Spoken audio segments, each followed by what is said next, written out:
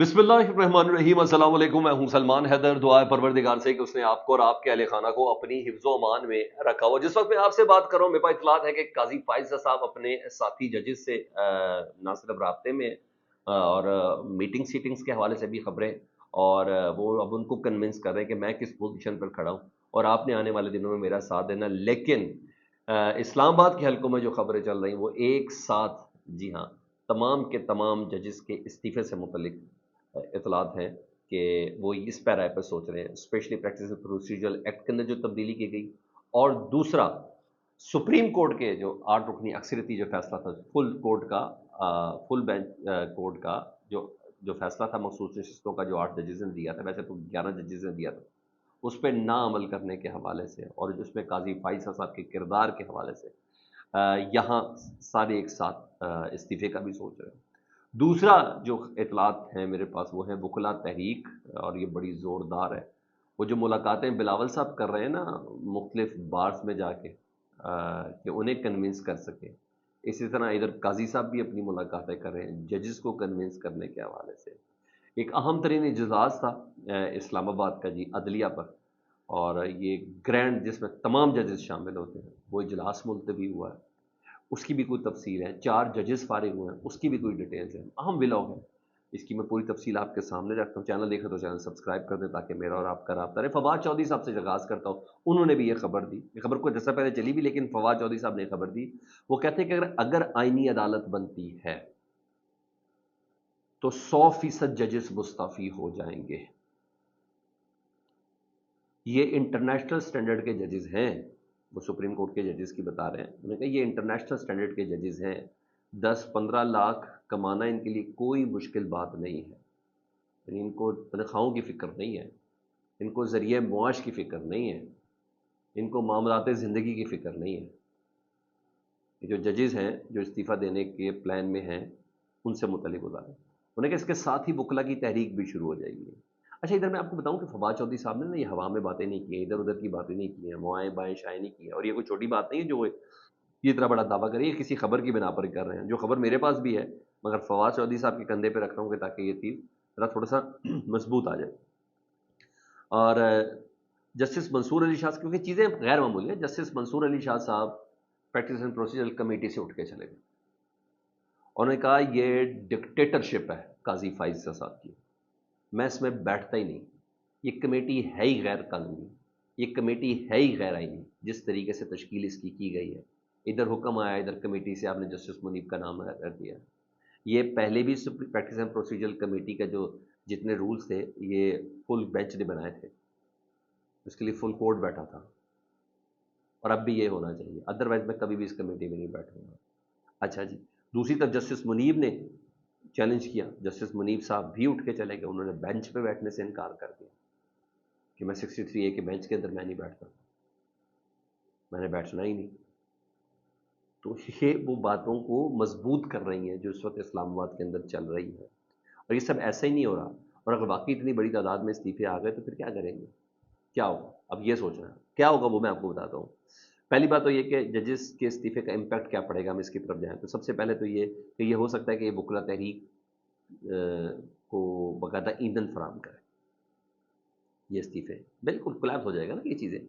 अच्छा जी, और तहरीक किस हद तक जाती है, और ये किसी बात पे ख़त्म है। वकला तहरीक की एक हिस्ट्री है, किसी बात पर ख़त्म होती है, अदरवाइज़ कोई चक्कर ही नहीं है। और एक बड़े बहरान का सामना तो खैर अदलिया को करना पड़ ही सकता है अगर आनी अदालत बनी, क्योंकि पाकिस्तान तहरीक के साहब इस पोजीशन पे नहीं है कि वो जलसे जुलूस रैलियाँ वो करे। जो हकीकत है वो मैं आपको बता रहा हूँ, पूरी स्टेट उनके खिलाफ लग जाती है आगे। तो अगर ये वकला तहरीक हुई तो फिर एक और एक 11 हो सकते हैं, ये मैं आपको बता दूं, क्योंकि हामिद खान साहब भी इस सिलसिले में ज़बरदस्त किस्म की मुलाकातें कर रहे हैं। ये तमाम चीज़ें इस वक्त अंडर डेवलपमेंट हैं जो चल रही है, ठीक है। उधर काजी फाइज साहब अपनी मुलाकातें कर रहे हैं अपने जजेस को हम नशीन और हम ख्याल बनाने के लिए। बिलावल साहब बार्स में जा रहे हैं कि मैंने आईनी अदालत लानी लानी है, फ्लोर क्रॉसिंग मेरे लिए कोई जुर्म ही नहीं है, जो जिस मर्जी पार्टी को जिस मर्जी पार्टी को वोट दे दे। वो वो बता रहे हैं कि मैं कितनी डिक्टेटोरियल अप्रोच का मालिक हूँ। इधर वकला तहरीक के लिए मुलाकातें ज़बरदस्त तरीके से जाएंगी। تو اس ایٹماسفیئر میں آپ ذرا دیکھیں تو وہ ججز کے استعفے جو ہے نا وہ بات وزن لگتا ہے۔ ادھر 28 ستمبر کو سپریم جوڈیشل کونسل کا بہت اہم اجلاس تھا۔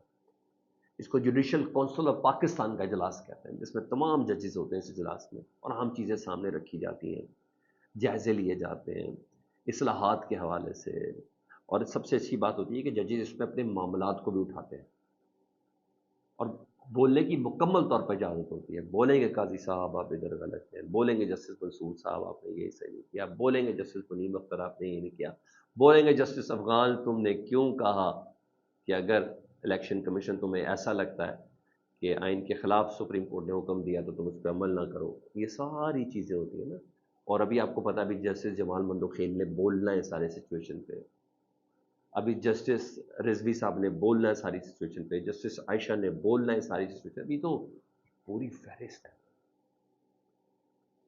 تو وہ اجلاس جو تھا وہ ڈسائیڈڈ تھا 28 ستمبر کو، اور اب بتایا جا رہا ہے کہ وہ اجلاس ملتوی کر دیا گیا ہے۔ اور 28 ستمبر کی ایک اور امپورٹنس ہے، سگنیفیکینس یہ کہ پاکستان تحریک انصاف نے راول پنڈی میں جلسہ رکھنا چاہ رہی ہے، اور اس سلسلے میں انہوں نے باقاعدہ جلسے کی درخواست بھی دے دی ہے۔ لیاقت باغ کو امپورٹنٹ رکھا ہے، ایک اور آپشن بھی انہوں نے دی دی ہے، تو باقاعدہ درخواست دے دی ہے۔ دوسری طرف لاہور میں عمران خان صاحب نے کہا کہ دوبارہ جلسہ کرے پاکستان تحریک انصاف کے، اور علی امین گنڈا پور کو بولا، میں آخر میں بتاؤں گا علی امین گنڈا پور کو آج کون سی ایک موقع ملا ہے عمران خان صاحب کی طرف۔ تو عمران خان صاحب نے کہا لاہور میں دوبارہ جلسہ رکھیں، آپ کرنا ہے آپ کو جلسہ، اس باری مینار پاکستان پہ آپ کو جلسہ کرنا ہے، اور وہاں بھی لاہور میں باقاعدہ جلسے کی درخواست ضلع انتظامیہ کو دے دی گئی ہے۔